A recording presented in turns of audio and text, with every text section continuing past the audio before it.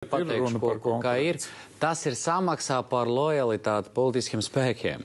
Šīs atalgojums, viņa milzīgs, vienkārši piedošanu Dimitrijam, protams, no iekšlietu ministra šitā man ir tuvāk. Ja? Es nevaru, ka bijušais iekšlietu ministres darbinieks saprast, par ko viņam ir ko viņš tur tādu dara, izņemot, ka viņš ir lojāls konkrētam politiskam spēkam un konkrētam politiskam virzienam. Tur nav nekādi pienākumi, tur nav nekādi uzdevumi.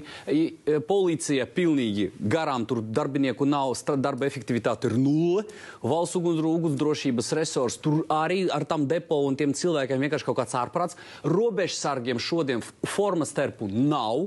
Viņi aizņemsies no aizsardzības ministrijas. Nu tad pa lielām viņš kā vadītājs, ja viņš ir tāds īstais ministrs, ir politiska persona, viņš kā vadītājs netiek galā ar savām funkcijām.